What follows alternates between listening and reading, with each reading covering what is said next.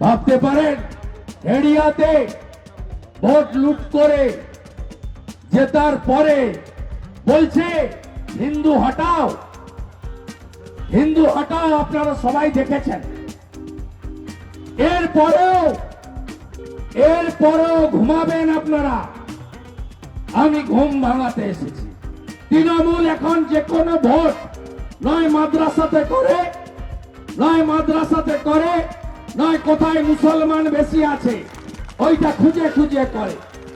এই আয়ুব বেটা, আপনি নাকি মুম্বাইতে ব্যবসাপত্র কিসব করেন। ওখানে কে মুখ্যমন্ত্রী হয়েছেন জানেন তো? ছত্রপতি শিবাজী মহারাজের জায়গায় দেবেন্দ্র ফডনবিসের। ও ডিটেলসটা আমাকে দেবেন, ডিটেলসটা আমাকে শুধু দেবেন কি করে উল্টো ঝুলিয়ে সোজা করতে হয়। আমার নাম শুভেন্দু অধিকারী, আমি করে দেখাবো।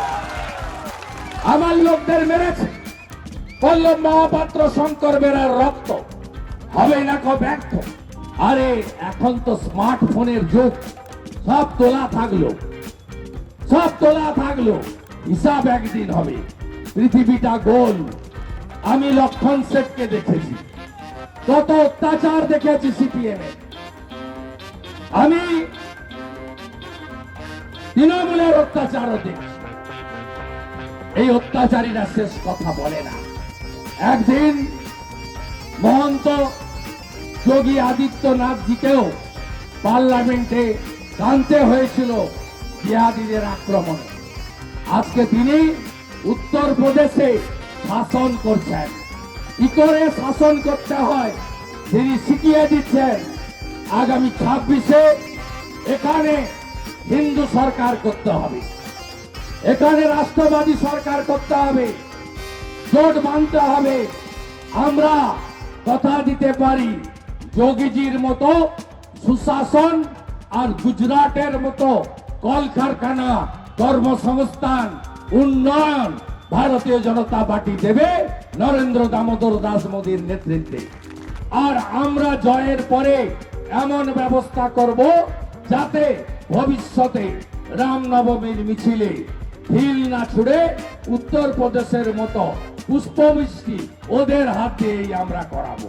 এটুকু কথা আমি আপনাদের দিয়ে, আর এগরার এবছরের রামনবমীর 25-এর মিছিলে আমি নিজে থাকবো। কত বড়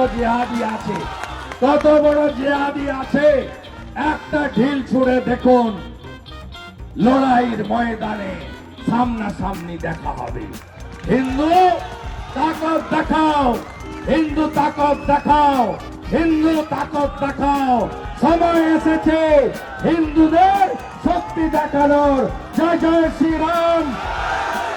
মৌলবাদের বিরুদ্ধে, জঙ্গিবাদের বিরুদ্ধে বিশ্বের হিন্দু, বিশ্বের হিন্দু, বিশ্বের